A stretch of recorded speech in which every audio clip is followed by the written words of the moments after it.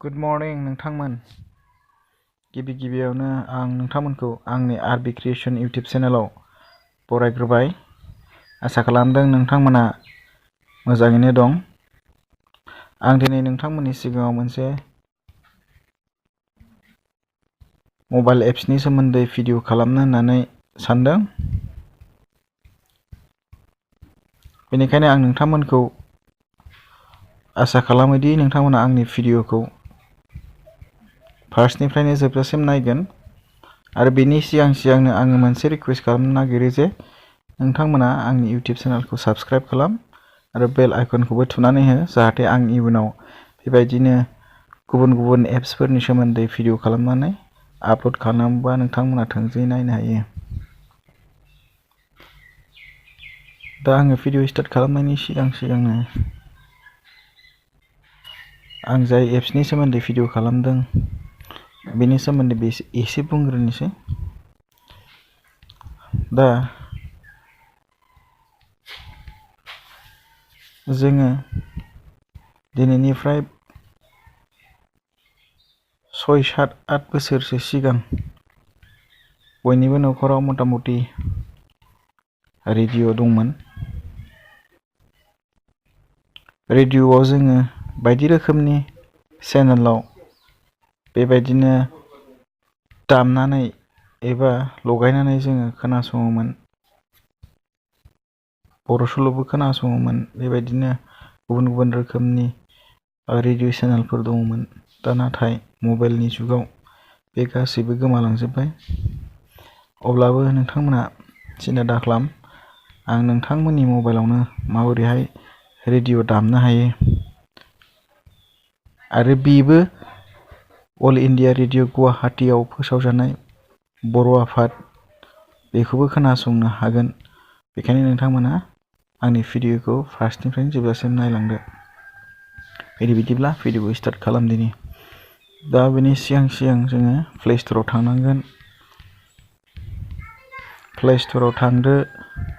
Play स्ट'राव थांनानै नोंथाङा type खालामना होदो आकाशवाणी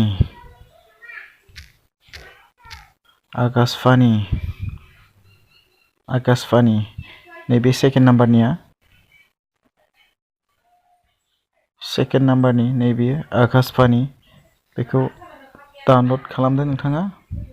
आंनिया डाउनलड खालामखानाय आरो इनस्टल खालामखानाय, बेखायनो आं डाइरेक्ट अपेन खालामनोसै।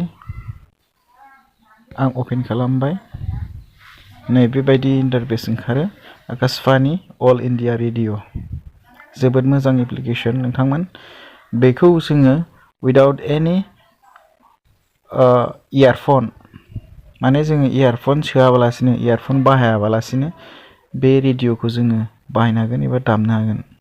दा नोंथांमोना नायदो, बेयाव गासैबो चेनेलफोरनि नाम, FM गल्ड, भिभ' भारती, FM रेनब' सेस दंजोबो, बेयाव गासैबो दंजोबो। दा आङो दा गुबैयै माबोरैहाय बर' चेनेलखौ खोनासंनो हायो बेखौसो बुंनो नागिरदों नालाय, अब्ला जों नैबे AIR एसामिसाव फैनांगोन। AIR एसामिसाव नोंथाङा प्रेस खालामना होदो।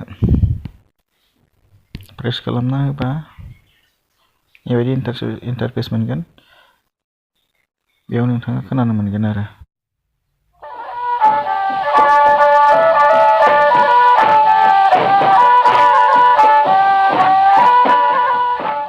बेयो अल इन्डिया रेडिअ गुवाहाटी। बेलासिनि 4:30 सम जानानै थांनाय लोगो लोगो दुलाराय खोनासंग्राफोरनिसिम जोंनि अननाय, मोजां मोननाय आरो सिबिनायखौ बारहरग्रोनानै दिनैनि बर' आफादखौ एसेयावनो बेखेवनाय जाबाय। आफादखौ फोसावनाय जादों मिडियाम वेभनि 411.5 मिटार आरो 729 किल'वाट्सआव, लोगोसे FM बेन्डनि 100.1 मेगाहार्ट्जआव।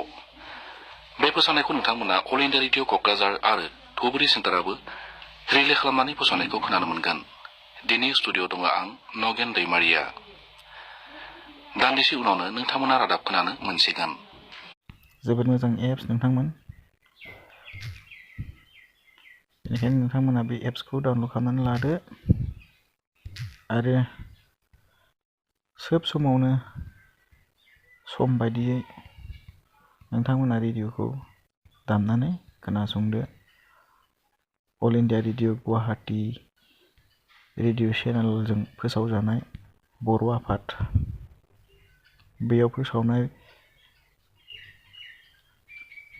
रादाब, बेयाव फोसावनाय बर'नि माखासे रैसुमै खबामनि आयदा बा गुबुन गुबुन गोदान मेथाइ, जर'खा मेथाइ, बेफोरबायदि मेथाइफोरखौ नोंथांमोना गोसो जाब्लानो खोनासंनो हागोन। नोंथांमोन आसा खालामदों नोंथांमोना आंनि भिडिअखौ मोजां मोनबाय जानांगौ। मोजां मोनदोंबा लाइक आरो शेयार खालाम आरो आंनि चेनेलखौ साबस्क्राइब खालामनो दाबाव। गोजोन्थों नोंथांमोन आंनि भिडिअखौ नायनायनि थाखाय। Thank you for वाचिं।